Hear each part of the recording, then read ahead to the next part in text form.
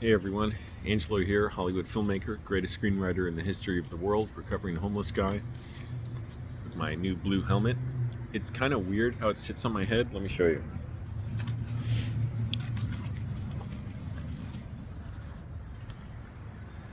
Oh, maybe it's not weird. I don't know. It just feels like it sits high on my head, and because it doesn't go down low, it just accentuates my face, like making it look bigger and making this look like it was sheared off at some point. But it's pretty comfortable, so I like it.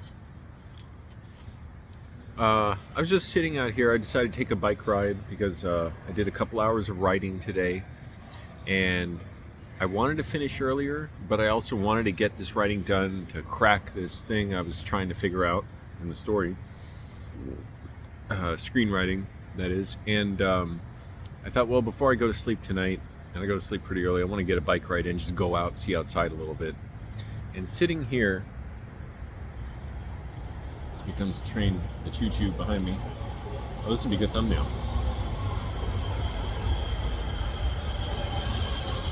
We'll wait. It's got some competition for the noise. Okay.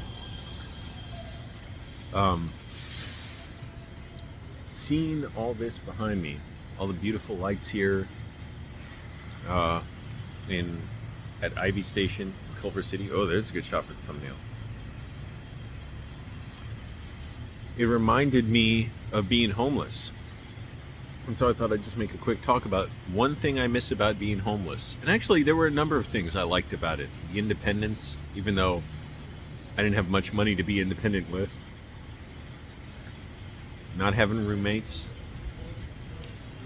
Being able to sit, like, park my car and just sleep exactly where I'm sitting because my seat could go all the way back. This train stopped here for kind of a while. And what else did I miss? I don't know. I just liked the routine of it. I showered outside for like 7 months with water bottles when the pandemic hit and the gyms closed, but I enjoyed it. Granted, I never got as clean as I did once I had a shower at home. Once I showered at home, I realized, oh, like I didn't realize I could feel this clean. But the one thing I really miss is sleeping outside. Now, I was living in my car, so I wasn't sleeping directly outside because, yeah, it's miserable. It's cold out right now. Even in LA, like, yeah, it gets somewhat cold. It gets down to the 50s, maybe the 40s sometimes. And that's torture to try and sleep in. Anything below like 67 degrees, I was in my Sub-Zero sleeping bag. And even then, maybe above it, I was still in it, but maybe I had it slightly unzipped. In the sleeping bag, I could sleep at I literally slept in 0-degree weather in Virginia, and I was comfortable. Maybe that time I kept my jeans on, but that thing kept me really comfortable, and it was like mummy style. I could zip it up over my head, although I didn't want to do that because eventually I realized it was giving me a rash on my face to be pressed on there. But I wish we had some alternative style of living that let us have the ability to somewhat sleep outside, whatever that means. And I know there are people who do that in van life and all. I'll never own a car again, so I don't want to do that. Live in a car. And there are people who just choose to live in a car. They could afford a place to live of their own, although being able to afford a place shouldn't be so difficult. Places should not be so expensive. End single family zoning.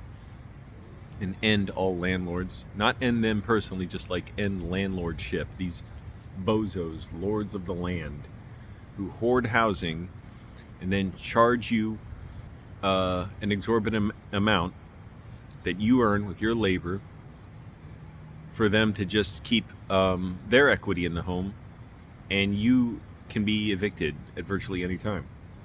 But I miss that. I miss being able to sleep outside, look outside. It was beautiful to be able to see the sights and feel connected outside. I did that for 2.5 years, and I do miss it. I don't want to have to be inside in a way to sleep and sealed off from everything. Although, granted, it's a nice luxury.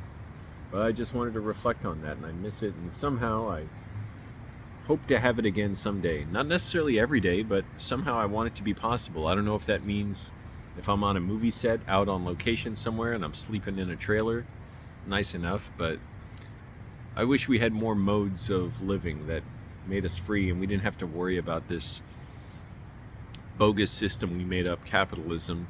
It's better than feudalism, but whatever comes afterwards should be a lot better than capitalism, where the workers own the workplace and you don't have to work if you don't want to, and there's housing guaranteed for everyone and healthcare and all that. And quality food too, that's a big one. And clean air. We've had a clean air alert on Friday. That was scary. Like, they're saying, this could damage your lungs and all. I'm worried by that. How much poisonous air I'm breathing in, all the metals and toxins from car emissions and brake pads and tires. We're poisoning ourselves for nothing, for this for this intoxicating feeling of being able to go fast in a 2-ton or 4-ton vehicle that another company made. You didn't make it, and yet people take pride in it, which it's fine enough to like enjoy a car you drive. It's just that you have to drive it because we built our country to be like this, and people are so brainwashed by it, they think they're enlightened for just pointing out like, the roads are for cars. The roads are for whatever we want them to be for. Roads have been around for thousands of years, or streets, I don't know, roads, streets.